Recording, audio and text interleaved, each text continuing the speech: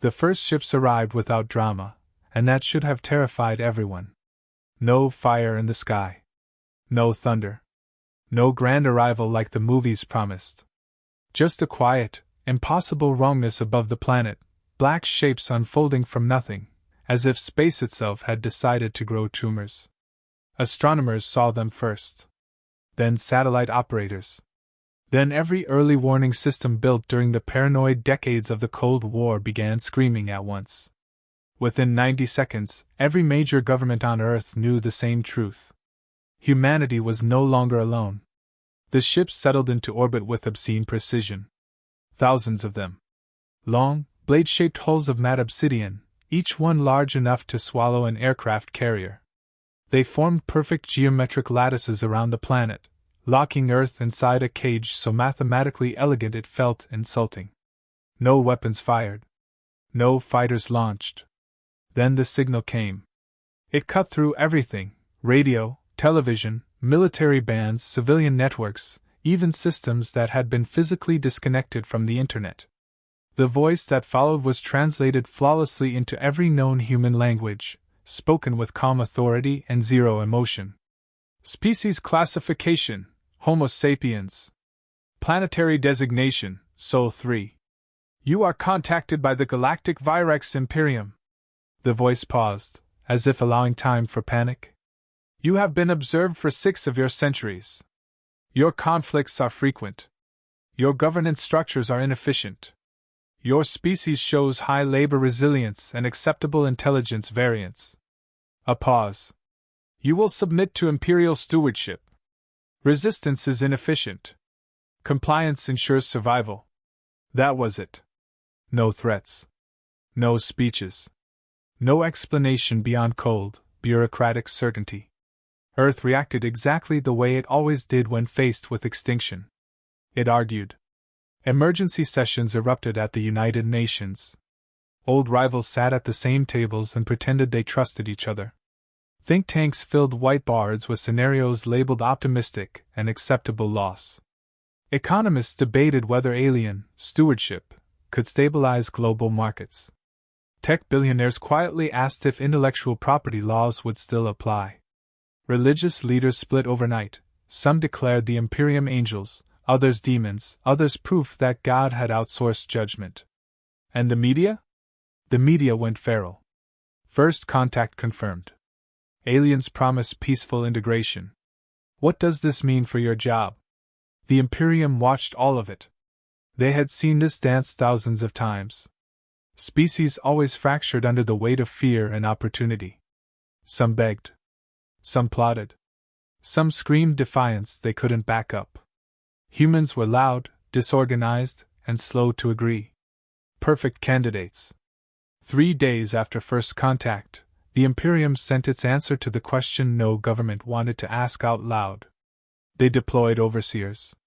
The craft descended into Earth's atmosphere like falling guillotines, sleek silver spindles surrounded by shimmering gravity fields that flattened air and bent light. They hovered above capitals, ports, industrial centers. Not attacking. Just watching. Each overseer broadcast a simple message. Productivity quotas will be assessed. Non-compliance will be corrected. That was when the first humans died. Not soldiers. Not politicians. Dockworkers in Manila, crushed when an overseer lowered itself to recalibrate gravity fields. Factory employees in Lagos, stunned unconscious for failing to clear an inspection zone fast enough. A farmer in Argentina whose tractor was vaporized because it interfered with sensor alignment. The Imperium logged the incidents as operational friction losses. Humanity called them murders. Still, no war was declared. Earth's leaders begged for time. Negotiations. Clarity. The Imperium granted none of it. Their patience was measured in productivity cycles, not empathy. And then came the incident in Nevada. The overseer had arrived over a lithium mining operation, one of dozens quietly earmarked as strategic assets. It hovered low, its gravity field humming, scanners peeling through rock and flesh alike. The workers had been ordered to kneel. Most did. One didn't. Carl Jensen was 62 years old. He had buried a brother in Fallujah and a wife in a hospital that ran out of oxygen during a pandemic everyone pretended was over. His lungs were scar tissue and dust. His hands shook when he got angry. He looked up at the alien machine blocking out the sun and felt something ancient wake up in his chest. Like hell, he muttered. Carl wasn't a soldier. He was a miner. And miners understood pressure. He triggered the charge. The explosion ripped through the pit, throwing dust and fire into the air. It didn't even scratch the overseer's hull. The gravity field flared, stabilizing instantly. The Imperium classified it as minor sabotage attempt. The response was automatic. A focused energy pulse lashed downward, erasing the blast radius, and everyone in it, from existence. 37 humans died in less than a second. The overseer resumed scanning. The Imperium did not know that every camera in the area had caught it. They did not know that the footage would be played in 1,000 bunkers and briefing rooms across the world. They did not know about the men and women who watched in silence, old generals, retired intelligence chiefs, engineers who had once been told never again. They did not know that humanity had a long memory for massacres that started with minor incidents. 12 minutes after the Nevada strike, the first secure channel lit up beneath Cheyenne Mountain. A voice spoke, low and calm. Confirmed civilian fatalities. Confirmed. Alien intent? Occupational control. Lethal enforcement. A pause. Another voice, older. Tired. Dangerous. Then we're done pretending. Deep underground, systems that hadn't been powered on in decades began to wake up. Mars, officially abandoned after a series of failed colonization attempts, registered a spike in activity so subtle it slipped past Imperial sensors entirely. Long-dormant relays blinked green. Buried reactors came online. Ancient trajectory algorithms, designed before humanity ever dreamed of fighting gods, began running simulations. On Earth, certain satellites quietly reoriented. Others went dark, shedding their civilian masks. Humanity did not announce retaliation. They prepared it. Above the planet, the Virex Imperium logged rising anxiety levels among the human population and adjusted labor projections accordingly. High Executor Shakor reviewed the data and dismissed it. Primitive species always bark before they kneel, he said, mandibles clicking in amusement. He ordered a demonstration. A clean one. A naval base. No civilians. No ambiguity. Earth would understand restraint. They chose Norfolk. The Imperium had no idea that by firing that first, measured shot, they would wake something far older than spaceflight. Something that had learned, over thousands of years of killing its own kind, exactly how to kill anything else. Norfolk vanished in less than 3 seconds. There was no explosion the cameras could frame properly. Just a white line dropping from orbit, so thin it looked harmless, until the naval base folded inward like a crushed soda can. Concrete vaporized. Steel turned to mist. The harbor boiled as if the ocean itself had been insulted. 7,000 sailors, dockworkers, and civilians were erased so cleanly that seismographs barely registered the impact. The Virex Imperium broadcast the strike immediately. Multiple angles. Slow-motion replays. Tactical overlays highlighting precision and restraint. The High Executor's voice followed, calm and instructional. Observe. We destroy only military assets. Compliance prevents escalation. Earth watched. Something in humanity broke, not loudly, not all at once, but like an old weld finally giving way after years of stress. There were no emergency summits this time. No speeches. No debates. Phones rang in the middle of the night, and people who had sworn they were done with war put their boots back on. Long sealed orders were unwrapped.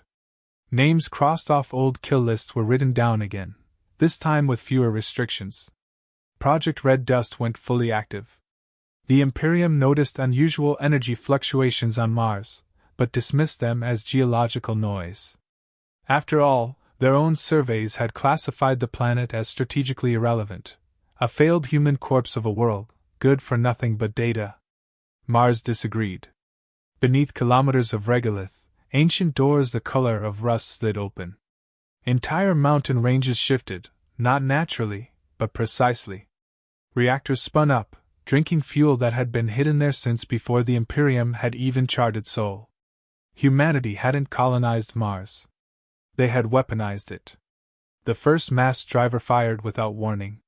No bright beam. No dramatic signature. Just a silent release of stored momentum as a chunk of nickel iron, carefully sculpted and seeded decades earlier, was kissed by gravity and flung into the dark at a fraction of light speed. Imperial sensors didn't scream. They didn't have time. The projectile passed through the lead carrier like a god's finger, annihilating internal decks before shields could even react. The ship died in silence, its reactor blooming briefly into a miniature sun before collapsing into debris. A second carrier followed. Then a third. Only after the fourth impact did the Imperium understand they were under attack. Panic rippled through the fleet, not fear, but confusion. Their doctrine was built to detect energy weapons, hyperspace signatures, directed assaults. Not rocks. Identify attacker! Shakor demanded. Sensor officers stared at their displays, mandibles twitching. No energy source detected. Impacts originated from Mars. Silence filled the command chamber. Mars? Shakor repeated. The dead world? Another impact tore through a logistics vessel, scattering its contents across orbit like blood. Apparently not, High Executor. The Imperium scrambled defenses. Point defense grids activated. Shields flared. Too late. The humans had already calculated everything. Asteroids nudged months earlier altered trajectories just enough to slip through overlapping shield envelopes. Debris fields were weaponized, turning destroyed Imperial hulls into secondary kill shots. In less than 8 minutes, 12 capital ships were gone. Then the humans spoke. They didn't shout. They didn't threaten. They opened a channel. A single human face appeared, old, scarred, eyes sharp with a lifetime of war. His uniform bore no insignia. You killed our sailors, he said. So now we're talking. Shakor recoiled in fury. You dare strike the Imperium? The human smirked. You parked your fleet over our house. Bad manners. Before the Imperium could respond, Earth made its second move. The vaults opened. Across the planet, systems that had been buried under layers of ethics committees and international treaties came online. Artificial intelligences designed during humanity's darker decades woke up angry and confused, immediately seeking targets. They found them. Imperial logistics networks, once considered unhackable, began to rot from the inside. Orders contradicted each other. Supply convoys rerouted themselves into dead space. Fuel reserves evaporated on paper, then in reality. An entire Imperial battle group jumped into hyperspace and never came out, its coordinates altered by a fraction so small no organic mind would have caught it. On the ground, the landings began. Imperial shock troops descended into cities expecting surrender. Instead, they found neighborhoods that had grown up on urban warfare tutorials and decades of bitter experience. The first squad dropped into a burnout industrial zone outside Detroit. They never made it past the second block. Windows became firing ports. Streets became traps. Improvised explosives tore through chitin and powered armor alike. Humans didn't charge. They waited. A Virex lieutenant screamed into his comms as his unit vanished one by one. They are not retreating, he shrieked. They are letting us advance. A human voice cut in, laughing softly. Yeah, it said. That's called a kill zone.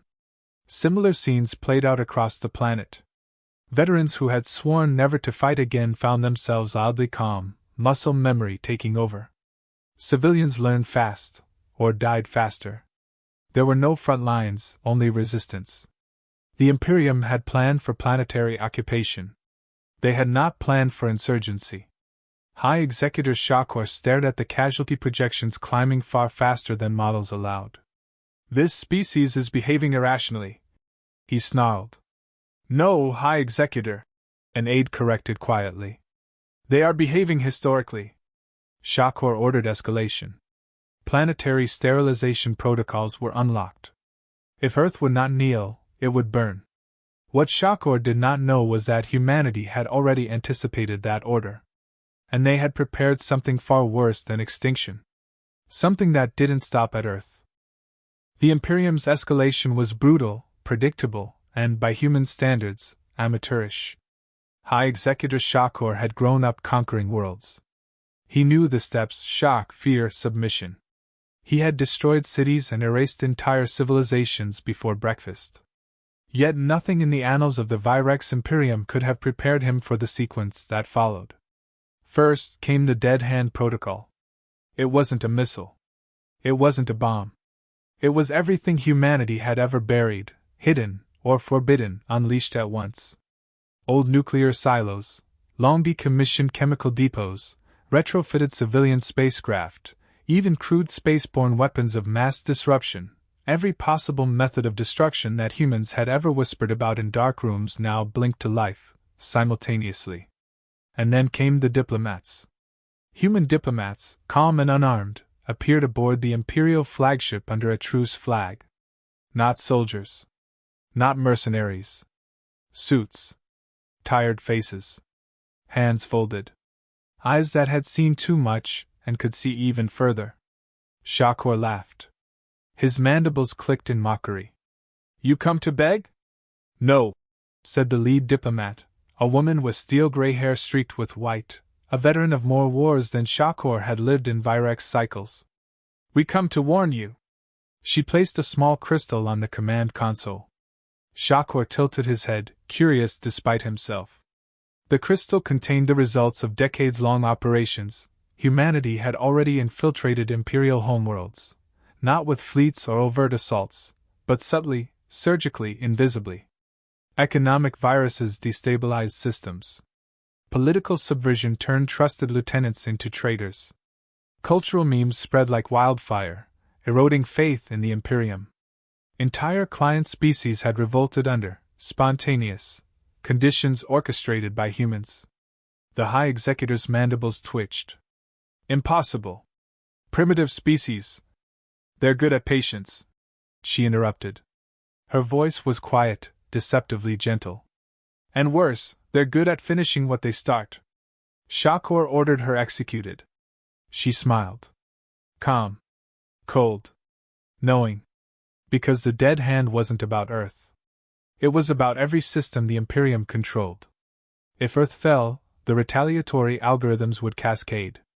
Automated attacks, pre-positioned insurgencies, pre-programmed destabilizations, every Imperial world humanity had touched would erupt. Economies would collapse. Factions would rise. The Imperium would consume itself from within. The first shock came within minutes. Ships that had been at anchor, supposedly loyal, turned on one another. Communications loops repeated orders until units destroyed each other. Supply chains rerouted themselves into traps. Starports exploded in chaos. Entire fleets vanished without a trace. Shakor realized the truth too late. Humanity didn't fight like other species. They didn't negotiate. They didn't retreat. They systematically erased the Imperium's ability to function before it could retaliate. A junior officer, terrified and brilliant, attempted to salvage the situation. He killed Shakor in a desperate coup, thinking a change of command might stabilize the fleet. It did not. Because the humans didn't care who was in charge. They didn't negotiate with leaders. They neutralized systems. They destroyed hierarchies. They ended wars. On the ground, cities erupted in resistance that defied reason. Imperial shock troops fell into kill zones where civilians, women, men, teenagers trained since childhood in civil defense drills, tore through squads like blades through silk. Entire battalions vanished overnight. Street after street, neighborhood after neighborhood, humans hunted, trapped, and eliminated intruders with surgical precision. The Imperium had underestimated the most dangerous force in the galaxy. Humans who had nothing left to lose and everything to protect. Shakor's final realization was almost poetic in its horror. "They are not a species," he whispered, as his flagship systems began to collapse. They are a contagion. And humanity, smiling quietly in hidden bunkers, across deserts, forests, and ruined cities, merely waited. Because they were done pretending diplomacy mattered. Because when someone came to your home, told you were useful, and murdered your people, you finished the war. And you do it your way. No mercy. No hesitation. No excuses. The galaxy had expected surrender. It received something far worse. The Imperium fractured like glass under pressure. Every system they had ruled fell into chaos. Planets that had once knelt obediently erupted in revolt, armed, advised, and inspired by humans who had spent decades studying oppression like a chess master studies endgames. Civil wars ignited spontaneously, fueled by decades of subtle human sabotage, markets collapsing, information networks corrupted, loyalties shifted with invisible hands.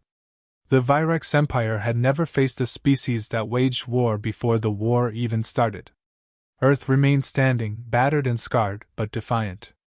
Cities lay in ruins, forests were scorched, and rivers ran black with chemicals unleashed to deny resources to the invaders. Yet humanity endured. Survivors, veterans, civilians, children, walked through the wreckage with eyes that had seen hell and hearts that had hardened into resolve. Across the galaxy, humans did not conquer. They liberated.